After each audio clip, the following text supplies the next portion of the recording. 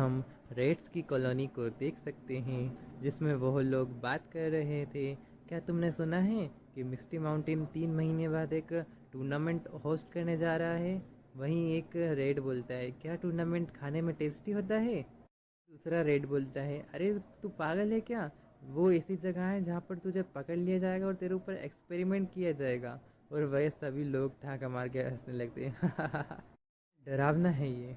उन सबके बीच में एक रेड बैठा था जो कि पूरे कॉन्टिनेंट में 5th नंबर में सबसे ज़्यादा पावरफुल रेड था, 3rd ऑर्डर में था। यह बोलता है, तुम मूर्खों को क्या पता, अगर तुम वहाँ पर हार जाते हो तो तुम्हारा कुछ नहीं होगा, अगर तुम पहले स्थान पर जीत जाते हो तो एक एलिमेंटल फ्रूट मिलेगा। तभी एक रेड उससे पूछता है, ग्रेट किंग, ये एलिमेंटल फ्रूट क्या है? किंग भी थोड़े सदमे में, ये क्या है? क्या शायद से ये बोल होगी। आपस में बात करते हैं कि हमें फ्यूचर में एक बॉल मिल सकती है जिससे हम फुटबॉल खेला करेंगे। वहीं दूसरे बोल रहे थे, हाँ शायद ऐसे ही कुछ। किंग बोलता है, चलो तो फिर हम टूर्नामेंट को जीतते हैं जिससे सबके पास खेलने के लिए एक बॉल होगी। हम सब मिलकर बॉल खेली करेंगे। एठुन अपने हाथों में डंडा लेकर, कम ऑन ग्रेट किंग, तुम कर सकते हो, तुम कर सकते हो के नारे लगाने लगते हैं। दूसरी साइड पांडा आराम से गन्ने खाते हुए ढेर पे सो रहा था। उसको देखकर सारे पांडा बात कर रहे थे कि बॉस तो मजे से जिंदगी जी रहे हैं, उनके खाने के लिए रोज ताज़ा ताज़ा गन्ने देते हैं। मुझे भी कुछ गन्ने चाहिए खाने के लिए। पर तभी एक नाइट आता है, बोलता है, बॉस यहाँ से कुछ बहुत गजब हो गया है। पांडा भी सोचते हैं, हाँ क्या हो गया? चिल्लाते हो बोल रहा था, क्या किसी ने मेरे बैम्बूज को चुरा लिया है? जर बोलता है, क्या आप भी हमेशा बैम्बू बैम्बू के बारे में सोचते रहते हो? हमारा छोटा भाई यहाँ पर आया है। अगले सीन में वो बिग ब्रदर पांडा एक सीट पे बैठ जाता है और अपना पांडा चीजी उसके सामने खड़ा होता है। पांडा कह रहा था, ब्रदर तुम तो बहुत हैंडसम लग रहे हो। वो पांडा अपने मन में सोच रहा था, मैं यही तो सुनना चाहता था तुम्हारे मुंह से, इसलिए तो मैं बैठा हूँ यहाँ पर। भाई क्या कोई समस्या हो गई है? पांडा कहता है, हाँ ब्रदर, इस बात से डर रहा हूँ कि अगर मैं तुम्हें ये बताऊंगा तो तुम्हारा क्या रिएक्शन होगा। तुम जानते हो कि लाइफ फ्रूट के बारे में, जिसके लिए डिवाइन ट्री एक टूर्नामेंट को होस्ट कर रहा है इस बार। इसी बातें सुनकर पांडा भी कहता है, पर वो तो केवल पहले बंदे को ही मिलेगा ना, केवल 4th ऑर्डर से नीचे के ह्यूमन और बीस्ट ही उसमें पार्टिसिपेट कर सकते हैं। पांडा ब्लश करते हुए, इसलिए तो मैं यहाँ पर आया हूँ तुम्हारे को कुछ समय के लिए उधार लेने। मुझे भी लाइट ऑफ फ्रूट चाहिए ताकि मैं भी ज़्यादा पावरफुल बन सकूँ। पांडा भी सोच रहा था, लाइट ऑफ फ्रूट। बहुत देर से सोचने के बाद बोलता है, क्या बहुत टेस्टी होगा? ये बात सुन के सभी चौंक गए और हैरान परेशान। आप भी कैसी बात कर रहे हो? ये तो एक प्राइजलेस फ्रूट है जो डिवाइन ट्री इस बार दे रहा है कंपटीशन में। इसके बारे में तो पूरे कॉन्टिनेंट में, पूरे के पूरे अर्थ प्लेनेट पर न्यूज़ फैल चुकी है। आप नहीं जानते क्या इसके बारे में? फ्रूट को खाने के बाद ना ही केवल आप 3rd ऑर्डर से 4th ऑर्डर में पहुंचोगे, बल्कि महत्वपूर्ण आपकी जो फिजिक्स है, बॉडी है, वो भी एक लाइट एलिमेंट में बदल जाएगी। सुनने में तो बड़ा अच्छा लग रहा है। ये है भी बहुत अच्छा, आप नहीं जानते इसके बारे में। हाँ, इसलिए तुम मेरे पास से कुछ हेल्पर लेना चाहते हो। अगर मैं तुम्हारी मदद करूँगा तो मुझे क्या मिलेगा? पांडा बोलता है, तुम हमेशा मेरे बहुत प्यारे भैया रहोगे। बिग पांडा अपने पांडा के सर के ऊपर मारते हुए बोलता है, ऐसी फालतू बात मत कर। अगर तुम पहले फर्स्ट प्राइज को जीत गए तो मुझे भी उसमें से आधा फ्रूट चाहिए। पांडा भी गुस्से में बोलता है, अरे मैं समझ गया, मैं सांस नहीं ले पा रहा, मैं मर जाऊंगा पगली। नेक्स्ट सीन में वाइट टाइगर भी किसी पर चिल्ला रहा था, बोल रहा था, सब मरेंगे सब मरेंगे। ये सारे बीस्ट उसकी बात का कुछ गलत ही मतलब निकाल कर बोल रहे थे। जो भी इस कंपटीशन में पार्टिसिपेट करेगा उनमें से टॉप 100 वालों को प्राइज़ मिलेगा। बीस्ट बोल रहे थे, टॉप 100 वालों को प्राइज़, ये तो बहुत ज़्यादा हो जाएगा। वहीं ब्लैक टाइगर बोलता है, अगर बॉस कह रहे हैं तो ज़रूर होगा। वहीं वो लड़की बोलती है, सावलीन, तुम सब लोगों को अपनी मैजेस्टिक पावर, टाइगर रेस की पावर का प्रदर्शन करना है। दुनिया को बता दो कि टाइगर रेस भी किसी से कम नहीं है। एक गोल्डन समय है जब हम अपनी टाइगर रेस का नाम बना सकते हैं पूरे मिस्टी माउंटेन में। लड़की पूछती है अपने भाई टाइगर से, क्या ये सब काफ़ी है जाओ भाई? टाइगर ब्लश करते हो म्याऊं म्याऊं कह रहा था। टाइगर तो खुशी के मारे बिल्ली बन गया।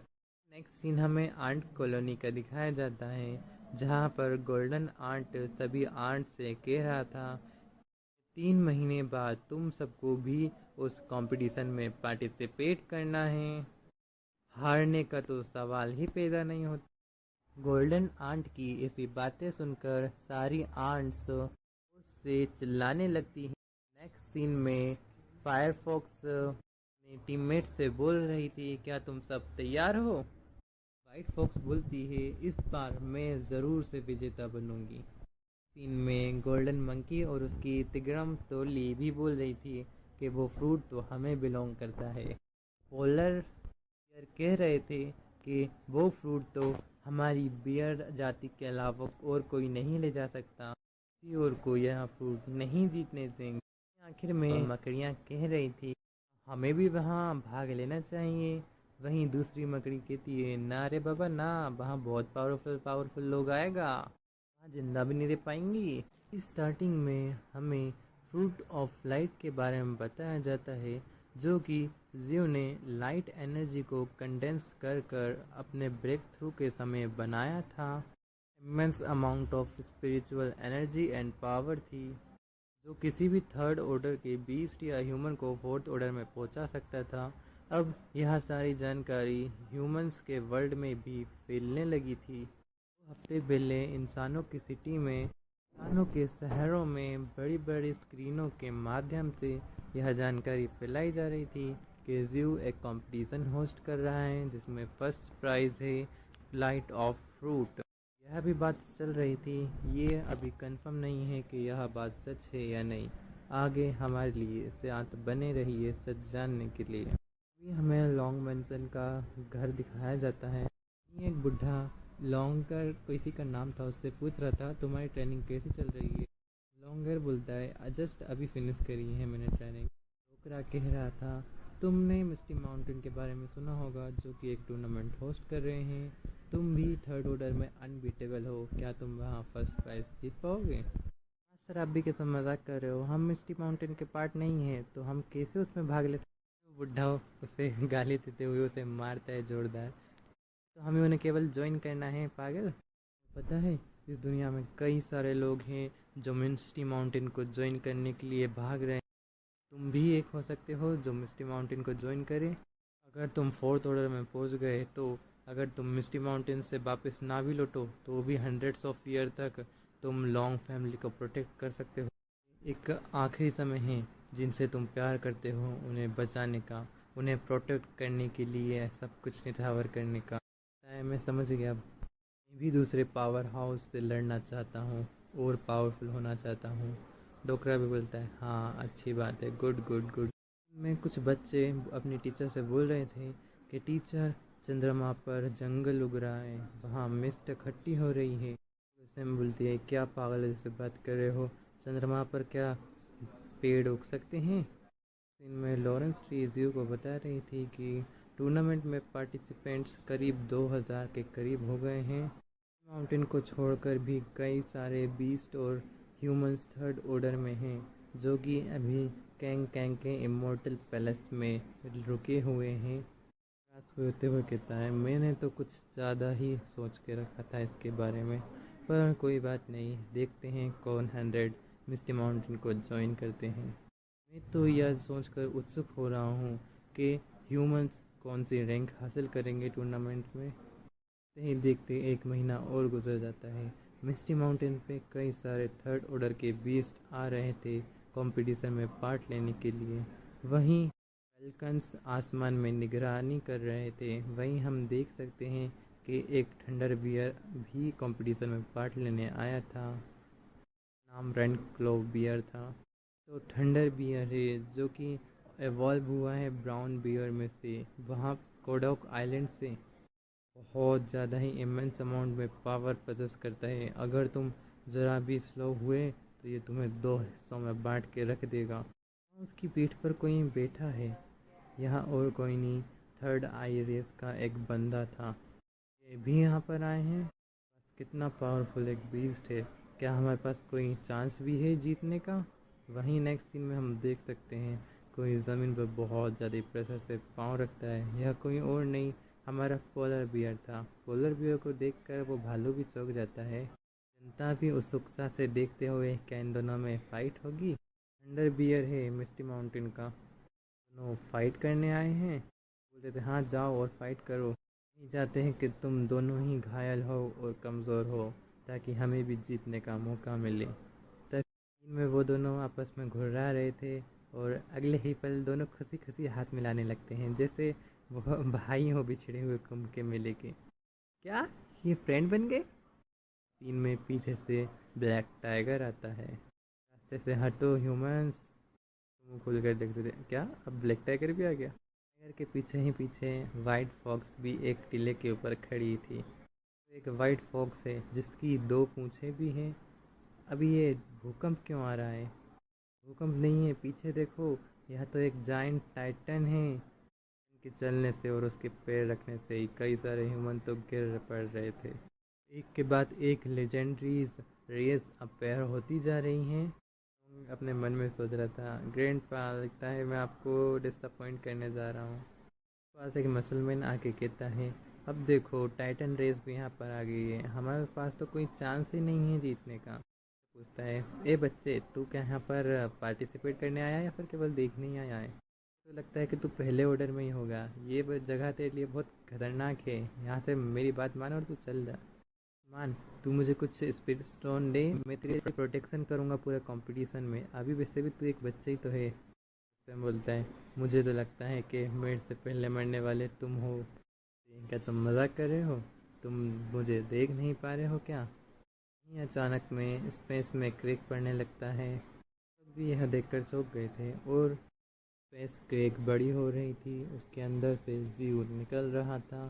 सभी जनता चौंक रही थी और बोल रही थी, क्या स्पेस टूट रहा है, उसमें से कोई बाहर आ रहा है? आई वाला पर्सन बोलता है, यह तो वही पर्पल स्नेक है जो मून पर पहले भी गया था। टाइटन बोल रहा था, ये तो वही स्ट्रॉन्ग बंदा है जो हमारी रेस से बिलोंग करता है।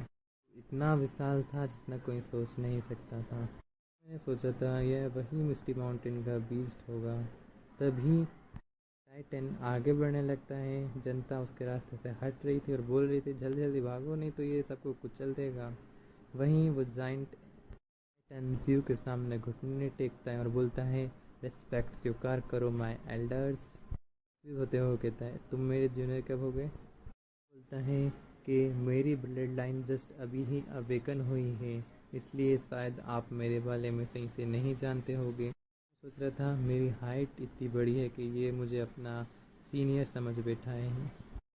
उसके स्टेटस देखने लगता है, यह एक डिवाइन अवेकन था, इसके पास डिवाइन एबिलिटीज़ थी। इसका टाइटल था माउंटेन गॉड, जो कि अभी अवेकन नहीं हुआ था। मिलियंस ऑफ माउंटेन की पावर रखता है। डिवाइन टैलेंट को अवेकन किया है, ये तो बहुत अच्छी एबिलिटी है, हमारे साथ मिलना ही चाहिए। तो बोलता है, अभी तो मैं दुनिया के दूसरे ही कोने में घूम रहा हूँ, पर डिवाइन ट्री के साथ मेरे अच्छे संबंध हैं। तुम्हें कुछ दिक्कत होती है तो उसे बता देना। मैं भी समय समय पे कंपटीशन देखने आता रहूँगा। तुम्हारे कंपटीशन के लिए गुड लक। जी सीनियर। से बोलता है, किंग कैंग जाओ और स्टेज तैयार करो। धरती हिलने लगती है, सभी अफरा तफरी में, ये क्या हो रहा है? रेस का बंदा बोलता है, क्या ज़मीन ट्रांसफॉर्म हो रही है एक एरिना में? ज़मीन ऐसे भी बड़ी हो रही है? करते हुए कहता है, यह तुम्हारा पहला टूर्नामेंट है।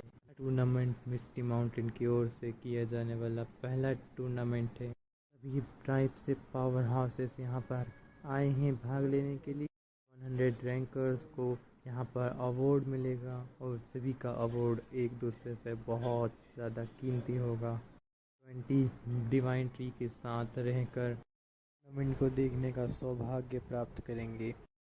होता है जहाँ जीव कह रहा था कि फर्स्ट नंबर वाले को ये लाइट ऑफ फ्रूट मिलेगा। लाइट ऑफ फ्रूट में से बहुत ज़्यादा इमेंस ऑरा और लाइट निकल रही थी, जिसको देख कर के लोग आश्चर्यचकित हो रहे थे। थे अच्छा ये है लाइट ऑफ फ्रूट। रेड अपने मन में कह रहा था कि मेरे भाइयों बस मेरा इंतज़ार करो, मैं इस रबर की बॉल को जीत कर ला रहूँगा। कंपटीशन बहुत ही सिंपल है। इसमें पहले राउंड में केवल टॉप 1000 प्लेयर ही क्वालिफाइड होंगे जो कि आगे जाके डुअल मैच करेंगे। देहुन तब तक डुअल मैच करेंगे तब तक 108 बंदे ना मिल जाए और आखिर में हमारा चैम्पियन ना मिल जाए हमको तब तक। कर ज्यू बुल डीमन को आदेश देता है कि बुल डीमन अब तुम्हारी जिम्मेदारी है पहले राउंड को होस्ट करने की। हाँ मैं सर हिलाते हुए, पहला राउंड बहुत ही सिंपल है। जो भी मुझ तक टॉप 1000 प्लेयर पहुंच जाएंगे वो क्वालिफाइड होंगे नेक्स्ट राउंड में जाने के लिए। तो जल्दी से जल्द मेरे पास आओ, मैं तुम्हारा इंतज़ार कर रहा हूँ। बुल डीमन की बात समाप्त होते ही कैंग एक रेत से बनी हुई घड़ी को समन करता है एंशिएंट टाइप की। फाल्कन्स आपस में बात कर रहे थे, लगता है ये राउंड स्पीड का है, ऐसा है तो हमें बहुत एडवांटेज रहेगा। तब हॉर्स म्यूटेटेड हॉर्स बात कर रहे थे कि हम भी किसी से पीछे नहीं रहेंगे स्पीड के मामले में। तो कुछ लेपर्ड्स बात कर रहे थे कि अगर मुकाबला स्पीड का ही है तो फोर्थ सैम में तो हम टॉप पर आते हैं। कोने में लॉन्ग बोल रहा था, ग्रैंडपा मुझे आशीर्वाद दीजिए। इसी के साथ आया हुआ पांडा चीज़ी से कह रहा था, तुमने तो बोला था कि यहाँ लड़ाइयाँ होंगी, पर ये तो एक रेस है जो कि हमारे जैसे लोगों के लिए जीतना इम्पॉसिबल है। चुपचाप सुनता हुआ नेक्स्ट सीन में सारे बीस्ट जोश से घुरा रहे थे। जीवन चिल्लाते हुए कहता है, पहला राउंड स्टार्ट होता है अभी। जीवन कहते कहते ही सारे बीस्ट तेजी से उसकी ओर बढ़ने लगते हैं। डायनोस का झुंड सबको पीछे धकेलते हुए उड़ाते हुए बोल रहे थे, आगे बढ़ते रहो, सामने जो भी आए तो उड़ा दो। पर उन गेंडों के ऊपर चढ़ते हुए जा रहे थे। उस गुस्से में कहते हैं, मेरे ऊपर चढ़ना बंद करो। हॉर्स आपस में बात कर रहे थे कि हम तो लाइट की तरह बहुत तेज हैं। आसमान में उड़ते हुए फैल्कन बोल रहे थे, तुम सब तो बहुत धीरे हो। और वो मसलमैन बात कर रहे थे, ये बीस्ट इतने तेज क्यों हैं, कोई इंसान इनको कैसे हरा सकता है स्पीड के मामले में।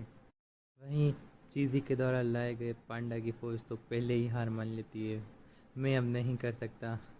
जो कहता है, बुल डीमन अपनी ग्रेविटी फील्ड यूज़ करो। डीमन हाँ में कहते हुए अपनी ग्रेविटी फील्ड को ऑन करता है। ग्रेविटी पहले से 10 गुना तक बढ़ा देता है। डीमन के ग्रेविटी बढ़ाते ही बहुत सारे बीस्ट ज़मीन में धंसने लगते हैं। स्माइल करते हुए बीच में खड़ा था। बीस्ट के ऊपर बहुत ज़्यादा ही प्रेशर लग रहा था ग्रेविटी का। बोल रहे थे, मेरी बॉडी तो बहुत ज़्यादा हैवी फील कर रही है। बीस्ट बोल रहे थे, हमारे आगे से हटो, हमारा रास्ता मत रोको। वह बीस्ट उन कहते हैं, हम जानबूझकर नहीं कर रहे, हम भी नहीं चाहते तुम्हारा रास्ता रोकना। बड़ी मुश्किल से खड़े हो पा रहे थे। मन में ही कह रहा था, लगता है बहुत सारे बीस्ट ग्रेविटी को हैंडल नहीं कर पा रहे हैं, पर कुछ सुपर फास्ट ह्यूमन हैं जो कि इसमें भी दौड़ पा रहे हैं। मन में सोच रहा था, ग्रैंडपा के आशीर्वाद के कारण ग्रेविटी मुझ पर ज़्यादा अफेक्ट नहीं डाल पा रही है, यही मेरा चांस है दोबारा कम बैक करने का। अंडा बोल रहा था, 4 पैरों पर चलना तो और ज़्यादा सरल और आसान हो रहा है, मैं हार नहीं मान सकता। ईस्ट पांडा के ऊपर से छलांग मारते हुए जाता है। यह कोई और नहीं, ब्लैक टाइगर और टाइगर रेस थी। बोल रहे थे कि म्यूटेटेड टाइगर तो अभी भी बहुत तेज़ी से दौड़ रहा है। कोई बोलता है, नहीं केवल वो नहीं है, फिलहाल से वो भी देख के ऐसा लगते हैं जैसे ग्रेविटी उन पर कोई असर नहीं डाल रही हो। अचानक से आसमान में अंधेरा छा जाता है। सभी ऊपर देखते हैं। एक बहुत विशाल कछुआ था, पर तभी उस कछुए के आनी खानी एक पैर रखाता है। यह कोई और नहीं, टाइटन था, जो कि उस कछुए से भी कई गुना बड़ा था। ये कौन आ गया, ये तो टाइटन है था। हमारे हज़ारों कदम भी इसके एक कदम का मुकाबला नहीं कर सकते, पर मैं अपनी जान की बाजी भी लगा दूंगा जीतने के लिए। हाँ मैं देखकर कह रहा था कि बुल डीमन, लगता है इतनी ग्रेविटी इनके लिए तगा वैसे नहीं है, ग्रेविटी को और बढ़ा दो। बुल डीमन हाँ में सर हिलाते हुए ग्रेविटी को 20 टाइम और बढ़ा देता है। ये करते ही जो बीस्ट रेंग पा रहे थे अब वो रेंग भी नहीं पा रहे थे, वो ज़मीन में धंसे जा रहे थे। सब अपने मुंह से खून खांस रहे थे। जहाँ टाइगर हुन दौड़ रहे थे अब उनको चलने में भी दिक्कत आ रही थी। अब और ज़्यादा इंटरेस्टिंग हो जा रही है ये। अपने मुंह से खून खांस रहे थे पर थंडर बियर अभी भी चल रहे थे। लॉन्ग भी जैसे तैसे भाग पा रहा था। लॉन्ग मन में ही सोच रहा था, मेरी बॉडी तो धीरे धीरे अनकॉन्शियस हो रही है, मुझे बहुत डिफ़िकल्ट हो रही है इनके साथ कॉम्पिटिट करने के लिए, और फिनिशिंग लाइन भी अभी बहुत दूर है। कह रहा था, मैं तो बहुत थक गया हूँ, मैं तो अफसोस कर रहा हूँ मैं यहाँ पर क्यों आया था। हर कोई अभी फिनिशिंग लाइन के बहुत करीब होगा। वो कुछ नोटिस करता है, आसमान में कोई अभी भी बहुत तेज़ी से उड़ रहा था। यह कोई और नहीं, एक क्रो था। मुंह से खून खास रहा था पर फिर भी रुक नहीं रहा था।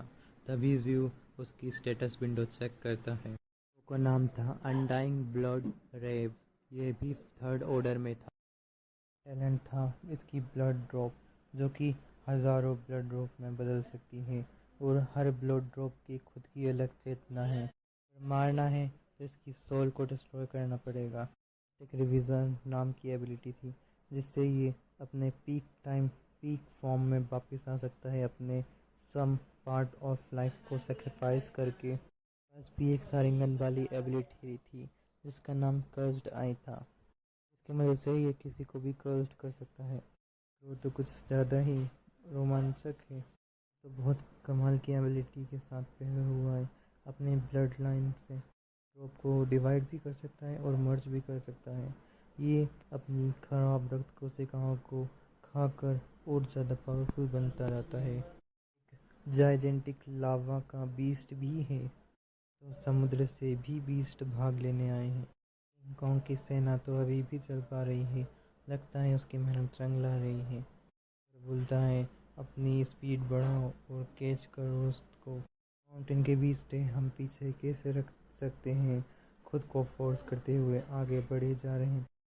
कहता है, मैंने जिन बीस्टों को ट्रेनिंग दी, मेरी ट्रेनिंग व्यर्थ नहीं गई है, वहाँ रंग ला रही है। तभी ज़ियो अपने मन में कह रहा था, यहाँ तो बटरफ्लाई भी पार्टिसिपेट लेने आई है, यहाँ तो लाइट एलिमेंट की बीस्ट है। अगर कुछ असंभव नहीं हुआ तो इनमें से कोई एक फ्रूट ऑफ लाइट का ओनर बनेगा। तभी मैंटिस वॉइड को चीरते हुए बोलती है, मास्टर। तो वॉइड में भ्रमण कर रही थी पूरे, क्या इसको कोई और क्रिएचर मिला है वॉइड में। किसी पावरफुल बीस्ट का ऑरा महसूस हुआ है वॉइड में। वो आश्चर्य में, तुम कह रही हो कि तुम्हें कोई अननोन ऑरा मिला है, कोई बीस्ट है जो हमारे आसपास ही वॉइड में छुपा हुआ है।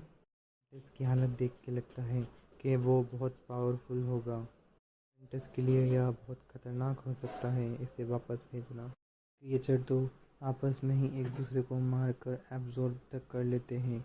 क्या ये इसके लिए जाना सही रहेगा? वैसे तो यह भी पावरफुल है। साइंटिस्ट जियो से बोलती है, मास्टर, इसे मैं खुद से हैंडल करना चाहती हूँ। जियो कहता है, पर वो बहुत ज़्यादा पावरफुल हो सकते हैं, क्या तुम खुद पर भरोसा रखती हो? ग्रीन मेंटिस भी कहती है, हाँ मास्टर, बिल्कुल, तो सावधानी पूर्वक जाओ। Yes master. ऐसा कहते हुए वो वापस से वॉइड में जा गई। मेंटिस के योग्य कोई भी दुश्मन नहीं है अर्थ पर, तो से वॉइड में जो भी हो वो इसका नेचुरल एनिमी हो सकता है, इसलिए इसकी जान का बहुत खतरा है। ऐसा कहकर जियो अपनी रूट को भी वॉइड में भेज देता है। बेहतर रहेगा कि मैं भी उसका पीछा करूं और देखूं। सीन में वॉइड को दिखाया जाता है जहाँ पर एक अननोन क्रिएचर एक डेविलिश सी स्माइल हंस रहा था। थर्टी में बर्ली में इंतज़ार कर रहा था कि समय पहले टेस्ट को कौन क्लियर करेगा। समय पहले गोरिल्लास की आर्मी पहुंचती है जो कि बहुत ज़्यादा थकी हुई थी, पर यह लोग फर्स्ट थे। कोई आश्चर्य की बात नहीं है कि गोरिल्लास की आर्मी फर्स्ट है। अब तुम थोड़ा आराम करो, बाकी भी आते ही होंगे। सेकंड नंबर पे टाइगर्स की आर्मी पहुंचती है। थर्ड पर पोलर बियर। नंबर पे वही क्रो था जो कि पहले दिखा था। नंबर पे वाइट आती है। फॉक्स के पीछे पीछे ही गोल्डन बटरफ्लाई भी निकल कर आती है। गोल्डन बटरफ्लाई के आते ही उससे कोई टकरा जाता है। यह कोई और नहीं टाइटन था, जिसको देखकर कैंग बोल रहा था तो बहुत बड़ा है। सीन में लॉन्ग सोच रहा था कि फिनिक्स लाइन पर बहुत सारे बीस्ट पहुंच चुके हैं, ये तो बहुत ज़्यादा ही बुरा हो रहा है मेरे लिए। अब मुझे अपना सीक्रेट मूव यूज़ करना ही पड़ेगा। ऐसा करते हुए वो कुछ हैंड साइन बनाता है। हैंड साइन बनाने के कारण वो बहुत तेज़ी से दौड़ने लग पाता है। फिनिशिंग लाइन पे और भी 2 मेंबर आए थे, इनमें से एक मसलमैन और एक ड्रैगन था। वहीं कह रहा था कि समय लगभग ख़त्म होने ही वाला है। सीन में थंडर बियर और कछुआ आ जाता है। थंडर बियर के ऊपर वो थर्ड आई का मेंबर भी बैठा था। डीमन भी बस टाइम को ही देखे जा रहा था। बस टाइम जस्ट फिनिश होने ही वाला था, तभी अचानक से लॉन्ग आ जाता है। वो बहुत भयंकर तरीके से गिरता है बीस्ट उनके ऊपर। वह से बोला था मैंने कर दिखाया, मैंने कर दिखाया, आखिर में पहुंच ही गया। वहीं पांडा भी पहुंच गया था जैसे तैसे। वो कह रहा था मुझे लगा मैं कभी कर नहीं पाऊंगा, मुझे लगता है अब मुझे हार मान लेनी चाहिए आगे लड़ने से अच्छा। वहीं समय भी समाप्त होता है। बुल्डीमैन भी बोलता है समय समाप्त हुआ, अब जो बीस्ट यहाँ आ चुके हैं वो नेक्स्ट राउंड में क्वालिफाइड हैं, और जो नहीं आ पाए हैं उनको लक नेक्स्ट टाइम के लिए। आप हार चुके हो, आप यहाँ बैठ कर आनंद ले सकते हो टूर्नामेंट का। मैंने बोल रहा था इस बच्चे ने कर दिखाया, मुझे लगा नहीं था कि ये कर पाएगा। अब सेकंड राउंड भी स्टार्ट होता है। क्या हमें आराम करने का भी मौका नहीं मिलेगा? रोते हुए पूछ रहा था बड़ा बच्चा। बात सुनकर बुल्डीमन कहता है चिंता मत करो, हमारे पास एसेंस ऑफ लाइफ है, जिसके कारण तुम्हारी सारी इंजरीज तुरंत ही हील हो जाएंगी, तुम्हारी स्ट्रेंथ भी वापस आ जाएगी। तभी कैंग अपने स्किल यूज़ करने लगता है और पूरे अरीना को रीसेप करने लगता है। देखते वो एक मस्त सा अरीना बना देता है। वहीं नेक्स्ट सीन में हम वॉइड का देख सकते हैं, जहां ब्लैक वेंटेस थी। तभी उसके सामने अचानक से एक डायनासोर आ जाता है। वह डायनासोर ब्लैक मेंटिस के ऊपर रोर कर रहा था, और यह देखने में बहुत ही अजीब सा था। इसके ऊपर बहुत सारे स्पाइक्स थे। को देखते ही ग्रीन मैंटिस उस पर अपने विंड स्लेज से हमला कर देती है। वो कह रही थी मन में ही कि इसकी अपीयरेंस से ही मेरे दिल भी बैठा जा रहा है। नेक्स्ट सीन में वो डायनासोर भी अपने मुंह से ग्रीन मैंटिस को खाने की कोशिश कर रहा था। मैंटिस भी चौंक गई थी उसके ऐसे हमले से, बोल रही थी मेरा कैसा भाग्य है ये। तभी वो डायनासोर अपने मुंह से बहुत सारी लेज़र बीम छोड़ता है ग्रीन मैंटिस के ऊपर, जिससे ग्रीन मैंटिस डायरेक्ट टकराती हैं। डायनासोर के मूव में इतनी पावर थी कि स्पेस भी क्रैक होने लग गया था, पर बहुत तेज़ स्पीड के कारण वो उसके अटैक से बच गई थी। मैंटिस अपनी तेज़ स्पीड से डायनासोर के पीछे आकर हमले की तैयारी कर रही थी। तभी उसको डायनासोर को भी उसके बारे में आभास हुआ, तो वो अपने पीठ के ऊपर जो नुकीले स्पाइक थे उसकी मदद से ग्रीन मैंटिस के ऊपर हमला करने देता है। ग्रीन मैंटिस अपने वाइट स्लेव्स का यूज़ करते हुए बहुत सारे स्लेव्स एक ही समय पर डायनासोर के ऊपर मार देती है, जिससे डायनासोर के स्पाइक्स के टुकड़े हो गए थे। वहीं नेक्स्ट सीन में हम देख सकते हैं कि ग्रीन मैंटिस इतने पे ही नहीं रुकती है, वो एक और बहुत बड़ा सा स्लेश उसके ऊपर मार देती है, जिससे उसके गर्दन के साइड बहुत बड़ा ही घाव हुआ था, जिसमें से बहुत ज़्यादा ही ब्लीडिंग हो रही थी। पर ग्रीन मैंटिस चौंक जाती है यह देख कर कि उसका जो घाव था वो ऑटोमेटिकली रीजनरेट हो रहा था, वो अपने आप ही हील होता जा रहा था। सोच रही थी इसके पास तो हीलिंग एबिलिटी भी है, अगर मैं इसकी बॉडी पर ही वार करती रही और ध्यान नहीं दिया तो ये मेरे को वैसे ही कच्चा ही चबा जाएगा। वहीं ड्रैगन भी रोर करते हुए ग्रीन मैंटिस के ऊपर एक लाइट बीम छोड़ता है, बट ग्रीन मैंटिस उसे डॉज कर लेती। सोच रही थी अगर मैं अपनी को छोड़कर केवल अटैक पर ध्यान दूँ, इससे मैं एक और स्टेज एवॉल्व हो सकती हूँ, जिससे मेरे अटैक में बहुत ज़्यादा ही पावर बढ़ जाएगी। सोचते हुए ग्रीन मैंटिस खुद को एवॉल्व करने लगती है। उसका धीरे धीरे स्ट्रक्चर बदलने लगता है। उसके हाथों में ग्रीन कलर के बहुत ज़्यादा ही शार्प और हार्ड ब्लेड्स बनने लगते हैं। देखकर तो वहाँ ड्रैगन भी चौंक रहा था। हम नेक्स्ट सीन में देख सकते हैं कि ग्रीन मैंटिस अब बहुत ही ज़्यादा डेंजरस लग रही थी। उसकी सेकंड फॉर्म थी जो केवल फुल्ली बैटल के ऊपर बनी थी। ग्रीन मैंटिस कहती है कि मेरी इस फॉर्म की स्किन बहुत हार्ड है जो मुझे अल्टीमेट डिफेंस प्रोवाइड करती है और इस फॉर्म में मैं केवल अटैक पे फोकस कर सकती हूँ। ऐसा कहकर वो डायनासोर के ऊपर वापस से एक बहुत बड़ा स्लेंस अटैक करने लगती है। डायनासोर भी यह देखकर चौंक रहा था, बट देखते ही देखते वह डायनासोर को बहुत ज़्यादा ही घायल करने लगती है। ग्रीन मेंटिस की स्पीड भी बहुत ज़्यादा ही थी, इसलिए डायनासोर भी उसका ज़्यादा कुछ बिगाड़ नहीं पा रहा था। हम देख सकते हैं कि डायनासोर के स्किन के ऊपर बहुत सारे कट लग गए थे, पर ग्रीन मेंटिस कह रही थी कि मैंने अभी तक पूरा नहीं किया है। ऐसा कहकर वो अपने शरीर से बहुत सारे स्लैश अटैक डायनासोर के ऊपर करती हैं। डायनासोर की बॉडी से जगह जगह से खून बहाया जा रहा था। डायनासोर भी धीरे धीरे अनकॉन्शियस हो रहा था, बट वह फिर अपने मुंह में बहुत इमेंस एनर्जी बॉल इकट्ठी करने लगता है और एक सिटी बीम ऑफ लाइट को ग्रीन मेंटिस के ऊपर छोड़ देता है। बट ग्रीन मेंटिस की स्पीड ज़्यादा होने के कारण वो उस एनर्जी के स्लैश को भी सरवाइव कर जाती है और ग्रीन मेंटिस को इस तरह बचते हुए देखकर वो डायनासोर अपने मुंह से बहुत सारे laser beam attack green mantis के ऊपर करने लगता है। बट ग्रीन मेंटिस भी अपनी तेज़ स्पीड का यूज़ करते हुए उन सभी अटैक से डॉज करते हुए उसके ऊपर एक और बहुत भयंकर का अटैक करती है, जिससे डायनासोर के मुंह से खून निकलने लगता है। बट वह गुस्से में अपनी आंखों से लेज़र बीम छोड़ता है। ग्रीन मेंटिस डायरेक्ट अटैक से हिट होती है, बट वो डायनासोर यहीं पर नहीं रुकता है। वह अपने क्लॉ से ग्रीन मेंटिस को पकड़ने की कोशिश करता है, बट ग्रीन मेंटिस उसी के क्लॉ को चीरते हुए बाहर निकलती है। ग्रीन मेंटिस अपने शरीर से बहुत सारे स्लैश को छोड़ती है। वहीं डायनासोर भी अपने मुंह से एनर्जी बॉल को इकट्ठा करते हुए एक बहुत बहुत पावरफुल बीम ऑफ लाइट को ग्रीन मेंटिस के साइड ही छोड़ता है। बट ग्रीन मेंटिस की पावर ज़्यादा होने के कारण वो डायरेक्ट उसकी बीम को चीरते हुए ड्रैगन के मुंह से एक बहुत विशाल स्लेस मारती है, जिसके कारण ड्रैगन पूरे दो हिस्सों में बट गया था। की बॉडी दो हिस्सों में बढ़ गई थी और तैरने लगी। ग्रीन मेंटिस सोचती है कि ये मारा गया, पर ऐसा नहीं था। जैसे ही उसके पास जाती है तभी वो डायनासोर अचानक से अपनी आँख खोलता है और अपनी पूंछ से ग्रीन मेंटिस को मारने की कोशिश करता है। ग्रीन मेंटिस सोच रही थी अब तो मैं गई। जैसे ही वह अटैक हिट होता है तभी धुआं धुआं छा जाता है। कि स्टार्टिंग में हम देख सकते हैं कि ग्रीन मैंटिस उस डायनासोर के हमले से बच गई है, क्योंकि जियो ने वक्त रहते ही उसे अपनी रूट्स में जकड़ लिया था। इस बीच आश्चर्य से कह रही थी, मास्टर आप। वहीं नेक्स्ट सीन में हम उस ड्रैगन की स्टेटस विंडो को देख सकते हैं। ड्रैगन की रेस थी वॉइड रेस।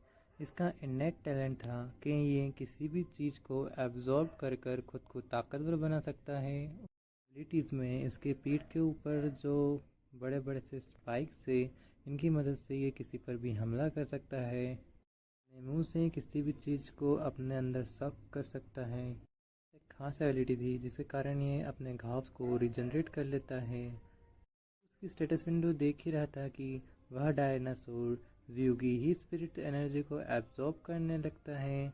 जियो भी उसे गुस्से में बोल रहा था, ये हरामखोर मेरी ही एनर्जी को एब्जॉर्ब कर रहा है। तभी नेक्स्ट सीन में उसका नाम बताया जाता है। यह डायनासोर वॉइड में 17 नंबर का किंग है। मैं ही सोच रहा था गुस्से में कि इसने मेरी एनर्जी एब्जॉर्ब करने से पहले ये भी नहीं सोचा कि मैं इसका क्या करूँगा। ड्रैगन जियो की स्पिरिट एनर्जी को एब्जॉर्ब करे जा रहा था, खुद को ताकतवर बनाए जा रहा था। अचानक से जियो के पास एक नोटिफिकेशन आती है। नोटिफिकेशन में लिखा था कि जियो ने सक्सेसफुली वॉइड बीस्ट की एबिलिटी को कॉपी कर लिया है, कारण आगे जाके वो किसी भी बंदे की स्पिरिट एनर्जी और उसके टैलेंट को कॉपी करने में सक्षम होगा।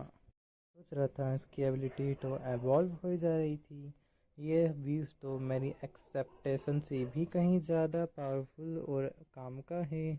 आगे तो इस बात का है कि ये हम दोनों से बढ़ गया था। बीस्ट को यूं ही मार देना यह तो बहुत शर्म की बात होगी।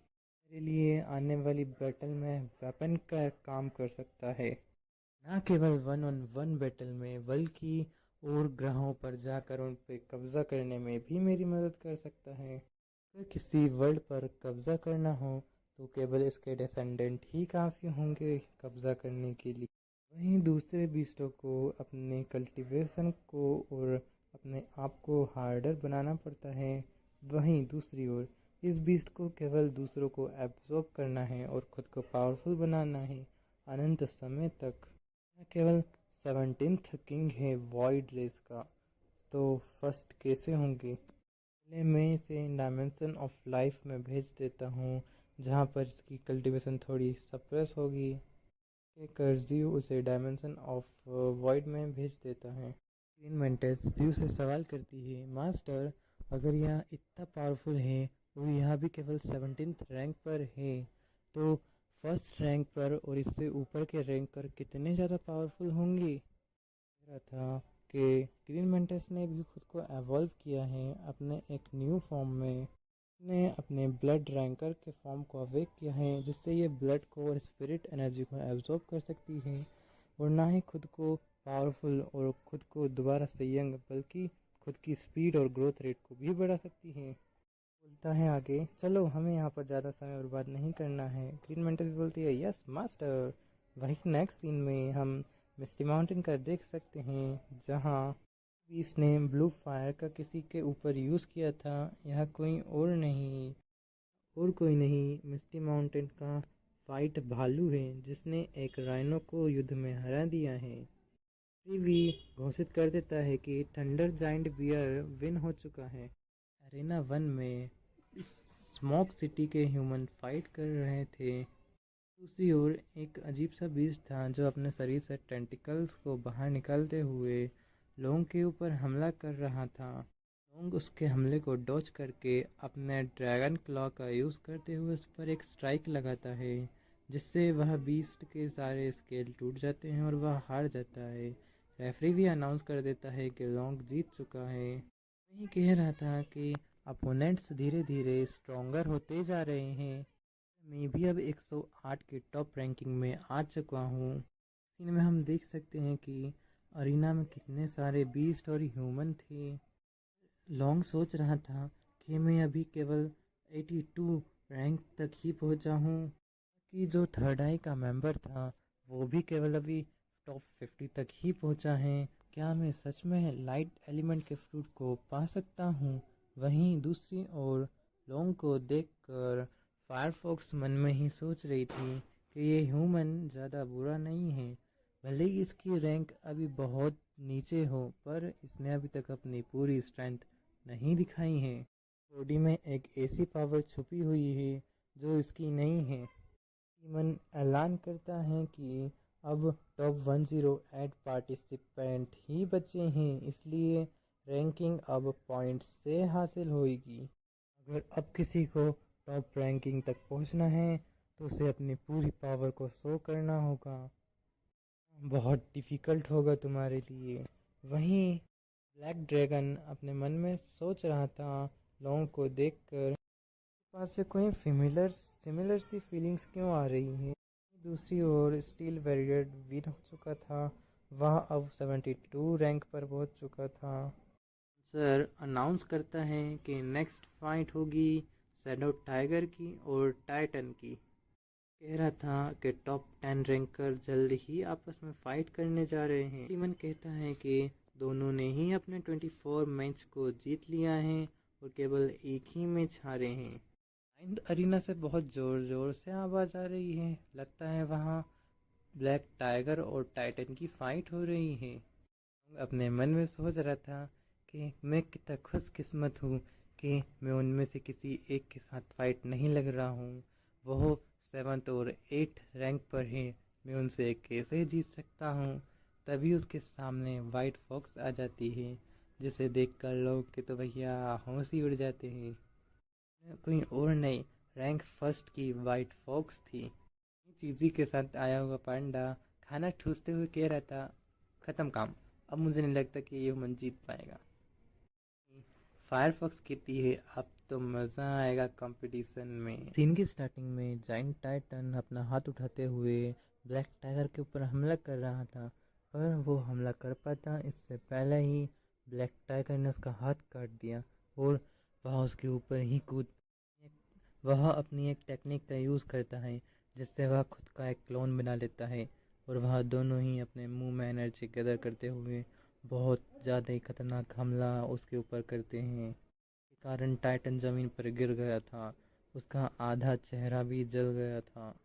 ब्लैक टाइगर उसके ऊपर खड़ा होते हुए कहता है, अभी हार मानो या फिर मैं तुम्हें मार दूंगा, तुम्हारी कोर को डिस्ट्रॉय कर दूंगा। धमकी सुनकर टाइटन भी सरेंडर कर देता है। डीमन कह रहा था कि सरो टाइगर दोबारा से जीत गया।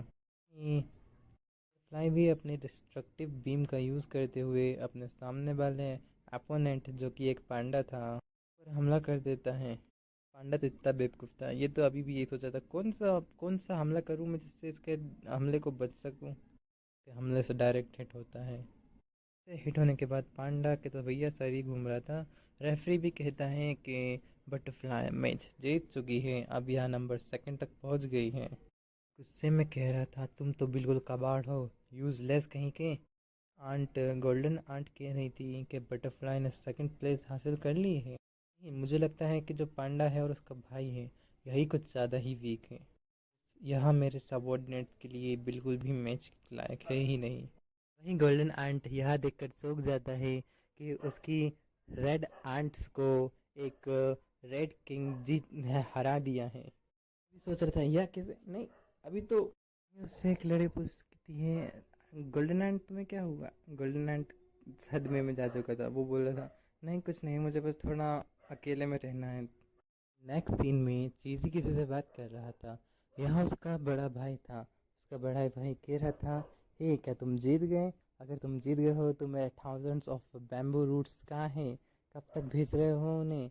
वहीं चीज़ी बोला, you have dialled is currently no longer service, please try again later. मतलब पीछे छुड़वा रहा था जैसे तैसे। रेड किंग की आर्मी उसे चेयर कर रही थी। अचानक से बहुत बड़ा धमाका होता है जिससे रेड किंग भी पीछे जाके गिरता है। वह कह रहा था यहाँ हो क्या रहा है। यहाँ 7th रैंक की अरीना थी जहाँ पर भयंकर फाइट चल रही थी। ड्रैगन भी उन्हें ही देख रहा था। हम देख सकते हैं यहाँ पर लोंग था और वो बहुत ज़्यादा ही घायल था।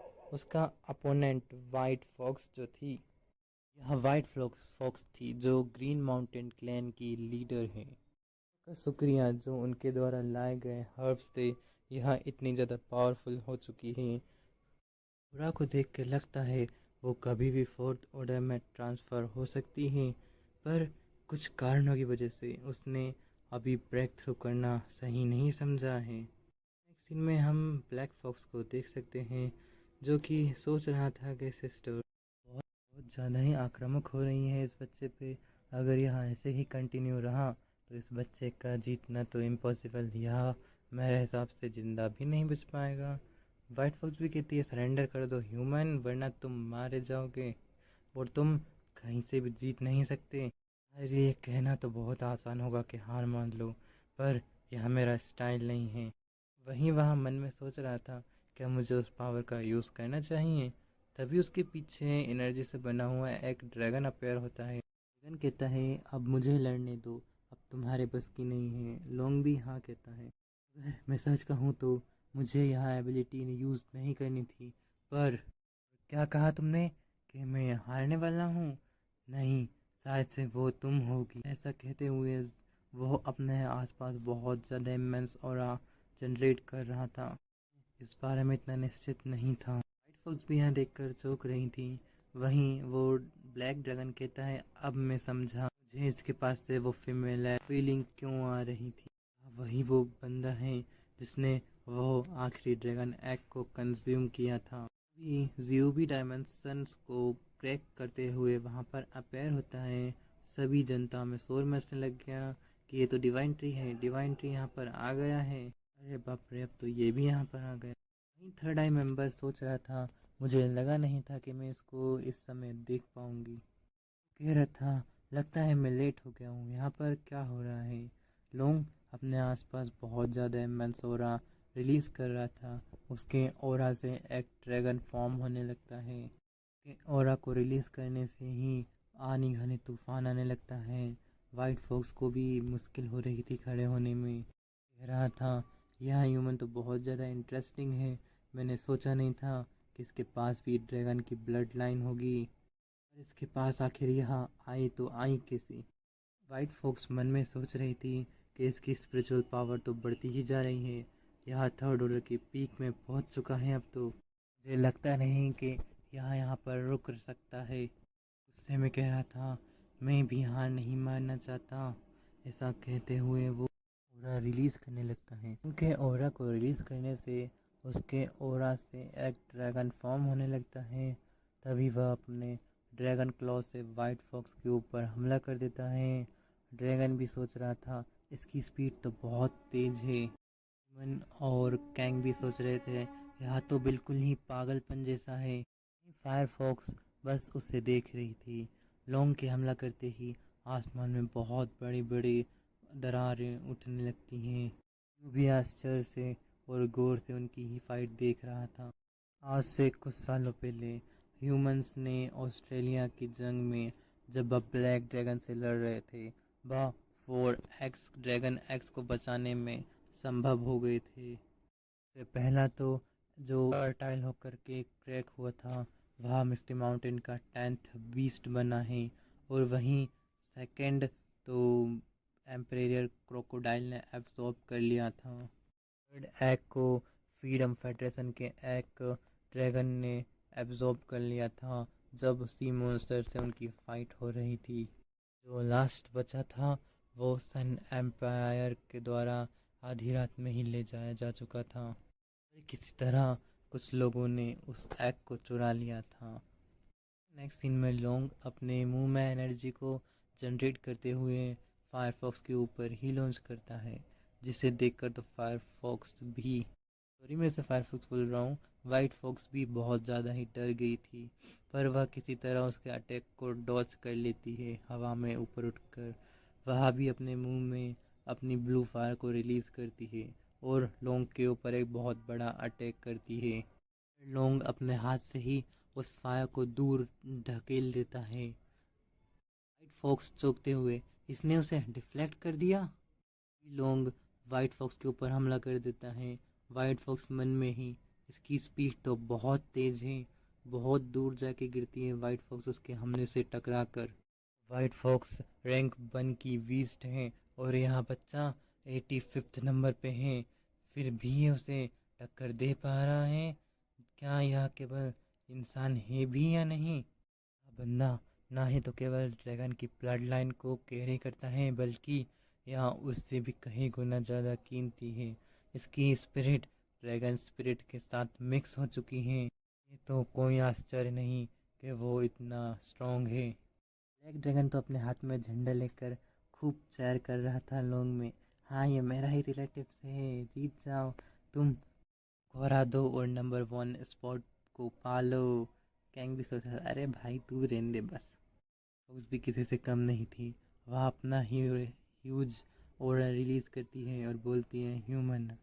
तभी लॉन्ग अपने मुंह में ड्रैगन ब्रीथ का यूज़ करता है, बट वहीं फायरफॉक्स भी अपने फायर पावर का यूज़ करती है और बहुत बड़ा ही क्लैश होता है। इनकी फायर जब टकराती है तो धुआं हटता है।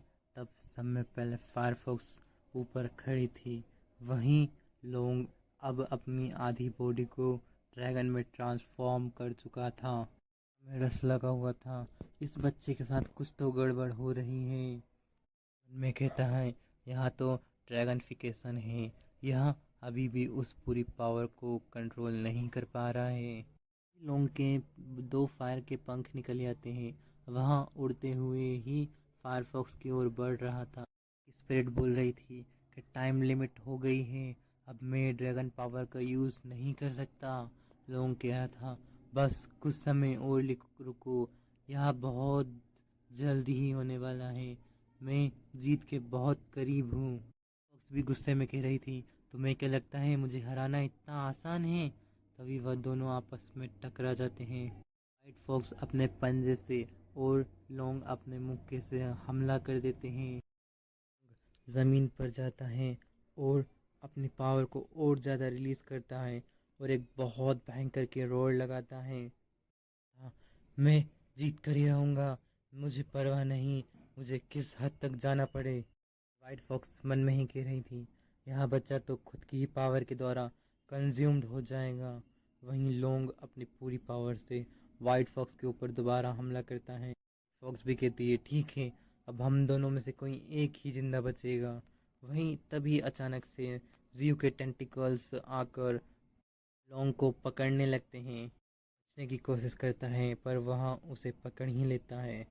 खतरनाक टैलेंट है तुम्हारा, मैं तुम्हें ऐसे ही मरने कैसे देता हूँ, चलो मैं तुम्हारी मदद करता हूँ।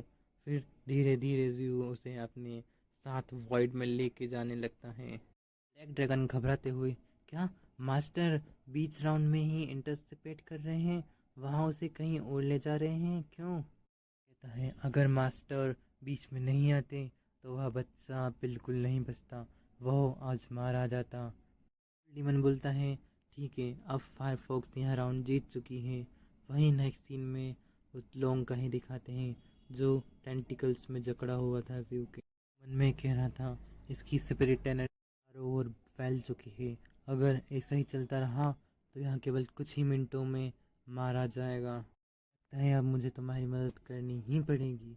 तभी जीव अपनी बैलों को इकट्ठा करता है और लोगों के साइड ही भेज रहा था। जीव की रूट्स पर कुछ लगा हुआ था, सफ़ेद चिपचिपी, पता नहीं क्या है, पर जीव कह रहा था, जब तक मैं यहाँ हूँ तुम इसे भी ले लो और देखो तुम किस लेवल तक पहुँचते हो।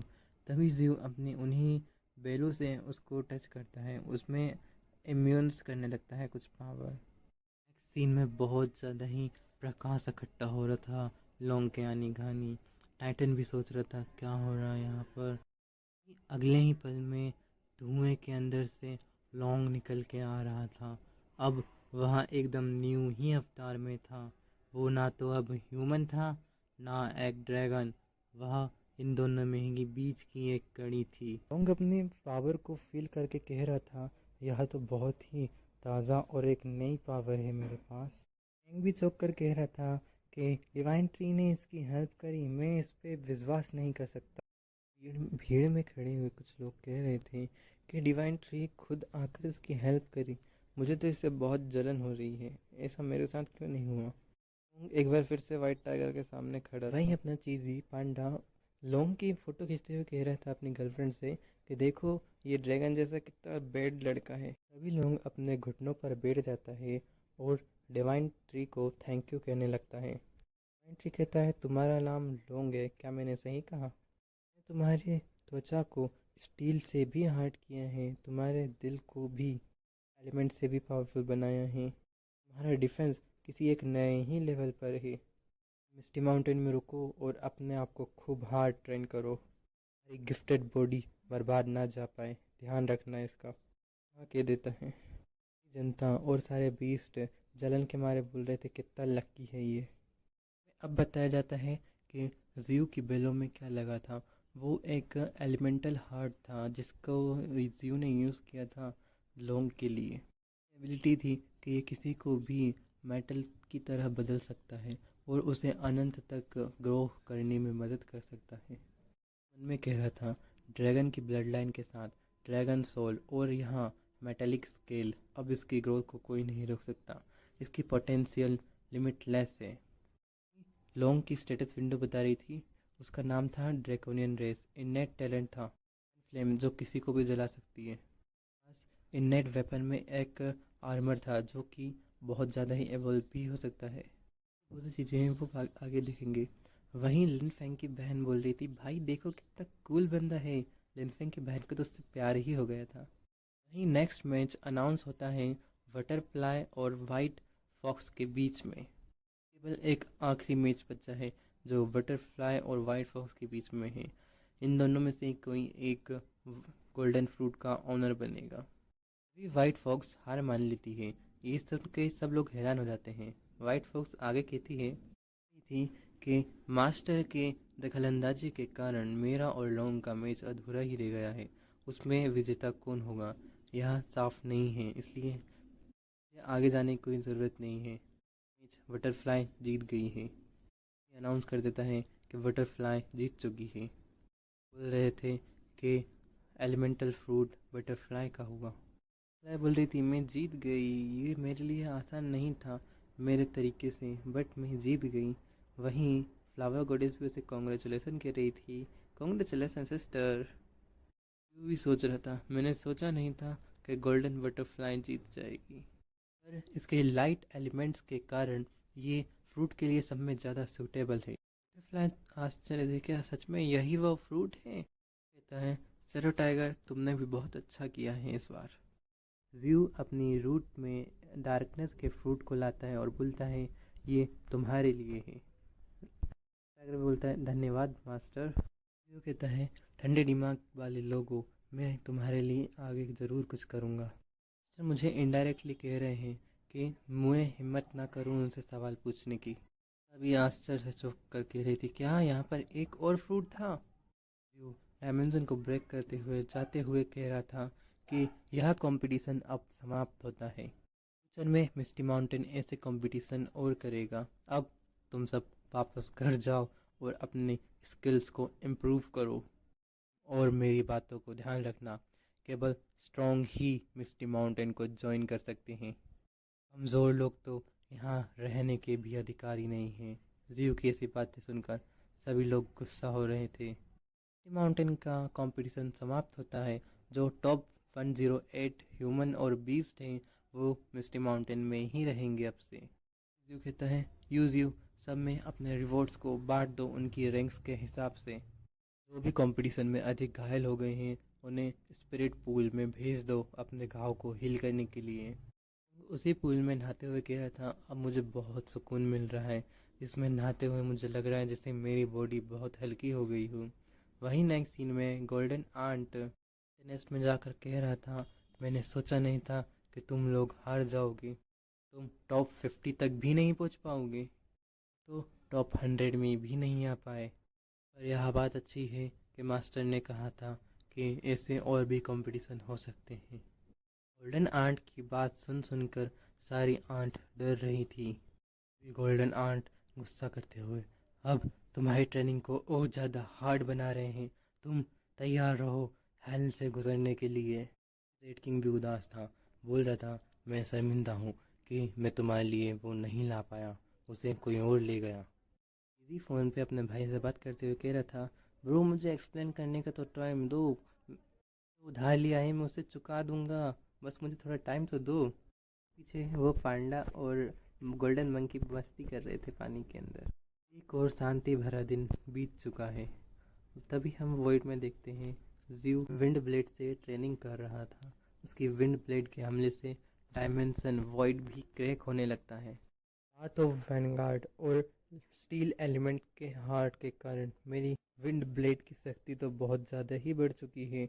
ये बहुत ज़्यादा ही स्ट्रॉन्ग हो चुका है पहले से। तो अगर मैं लगातार इसमें स्पिरिचुअल एनर्जी देता रहूँगा तो तभी ज़्यू दोबारा से वही हमला करता है, और इस बार वो हमले स्प्लिट हो जाते हैं। पहले तो वो कई 100 में बदलते हैं, फिर कई हज़ारों में बदल जाते हैं।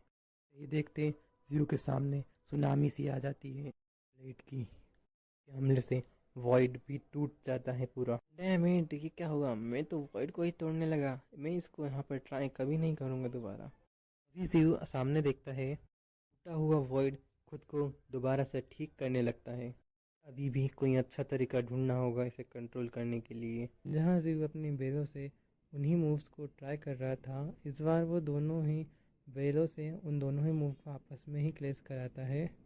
की पावर भी बहुत ज़्यादा ही थी, उससे धुआं धुआं हो रहा था चारों साइड।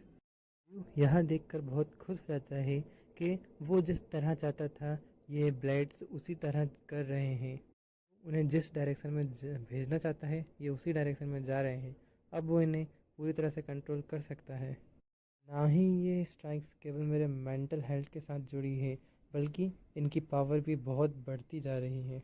मैं इन्हें अभी लॉन्च करता हूँ तो ऐसा लगता है जैसे पूरा आसमान सितारों से भर चुका है। तभी नोटिफिकेशन आती है कि path of Vanguard 7% mastery complete हो चुकी है। मेरी स्ट्राइक्स धीरे धीरे पावरफुल हो रही है। मैं भी उनको समझने लगा हूँ। अब आज के लिए इतना ही काफ़ी है। अब आगे कुछ और करते हैं। कई लाइट ईयर दूर अर्थ और मून से एक डार्क प्लैनेट जो कि वीनस है दिखाया जाता है। वहाँ पर एक बहुत जाइंट मकड़ी दिख रही थी जो अपने मुंह से एक अंडा उगलती है। वो अंडा तोड़कर एक कोई सा एलियन उसमें से निकलने लगता है। यह एक जाइंट बीस्ट था। एक ही आई थी। तभी वह जाइंट मकड़ी बोलती है, जाओ अर्थ पर जाओ। हम देख सकते हैं कि रेड बीस्ट एक नहीं कई सारे थे। जाइंट मकड़ी का आदेश था जिसने गिलगिट द डार्कनेस को हराया है उसे मार दो, डिस्ट्रॉय कर दो उसे जाकर। नेक्स्ट सीन मिस्टी माउंटेन का दिखाते हैं। यहाँ पर वही अनजान सी लड़की कहीं जा रही थी। तभी उसके सामने फायरफॉक्स आ जाती है जो उसे नहीं पहचानती थी। वो कह रही थी यहाँ पर आना वर्जित है। वह मिस्टीरियस लड़की कुछ कहती नहीं है, बस उसे ही देख रही थी। फायरफॉक्स मन में ही सोचती है यह तो सारे ह्यूमंस से कुछ डिफरेंट है। फायरफॉक्स सोच रही थी इसके अंदर से जो एनर्जी रेडिएट हो रही है वो मास्टर की तरह ही गहरी और जिसे कोई रीड नहीं कर सकता वैसी है। उस मिस्टीरियस गर्ल को वाइट टाइगर और आंट किंग गोल्डन आंट भी घेर लेते हैं। मिस्टीरियस लड़की बोलती है मैं यहाँ कुछ भी ट्रबल करने नहीं आई हूँ। लड़ाई के लिए तैयार होने की ज़रूरत नहीं है। गोल्डन आंट कहता है मैं नहीं जानता कि हम में से कोई किलिंग इंटेंट रिलीज कर रहा है, इसलिए ऐसे वर्ड्स कहने की क्या ज़रूरत थी। तो उस मन में ही कह रही थी कोई भी मुझे इतना भयभीत नहीं कर सकता। इंसान कहती है बताओ यहाँ पर आने का तुम्हारा क्या पर्पस है। वहीं कहीं और जीव बहुत ही खुश हो रहा था क्योंकि अब वहाँ उड़ सकता था, इसलिए वह खुशी के मारे नाचे जा रहा था। मैंने यह कभी नहीं सोचा था कि मैं भी आसमान में उड़ सकूंगा सितारों के बीचों में। इंसानों की तेज से तेज शिप्स भी मेरे सामने अब तो कछुए की भांति हैं। जीव के सामने मीटरोइड टावर होती है। जीव उनको देख के सोच रहा था परफेक्ट समय पर मिलेंगे ये मुझे कहकर वो अपने अज़ोरा ड्रैगन से एक ब्रीथ उन पर रिलीज करता है। सारे मीटेरॉइड्स धुआं धुआं हो जाते हैं। डिस्ट्रक्टिव पावर तो वैसी है जो मैंने कल्पना भी नहीं की थी। यहाँ तक कि इसकी बॉडी भी स्टील से भी कई गुना स्ट्रॉन्ग है। मेरे पास यह एक अभेद्य कवच के रूप में है। किसी के भी अटैक्स को एब्जॉर्ब कर कर उन्हें अपनी स्पिरिचुअल पावर में ऐड कर सकता हूँ। इस ट्री बॉडी की कोर और ड्रैगन और स्टील हार्ट दोनों ही मेरे ड्रैगन के पंजों में रहते हैं। कोर में अनंत ताकत और बाउंडलेस पावर से समाहित है। स्टील कोर किसी भी को एक लाइफ थिंग में कन्वर्ट कर सकती है। एक पावर, मेरा डिफेंस, मेरी एबिलिटी सब उस समय से कई गुना ज़्यादा पावरफुल हो चुके हैं जब मैं डार्कनेस के साथ लड़ाई की थी। इस समय जितना पावरफुल हूँ मैंने कभी खुद नहीं सोचा था। वहीं नेक्स्ट सीन अर्थ का दिखाया जाता है। यहाँ डायमेंशन को ब्रेक करते हुए वहीं रेड एलियन बीस्ट निकल के आते हैं। एक के पीछे एक बीस्ट आए जा रहे थे। यहाँ कुछ नहीं पूरी सेना थी। टेरेस स्काई में घूम रहा था। ड्रैगन के स्केल्स बहुत ज़्यादा ही एक्सट्रीम डिफेंस को रखते हैं। मुझे लगता है कि ये और स्ट्रॉन्ग हो सकते हैं फ्यूचर में। वॉइड में अभी के लिए चलते हैं। पहले तो वह जगह है जहाँ मैं शांति महसूस करता हूँ और ख़ुद को कल्टीवेट करता हूँ। मुझे थोड़ा समय और लगेगा नेक्स्ट ऑर्डर में जाने के लिए। संभव है जो वापस से कल्टीवेशन करने लगता है। वहीं अर्थ का सीन दिखाया जाता है।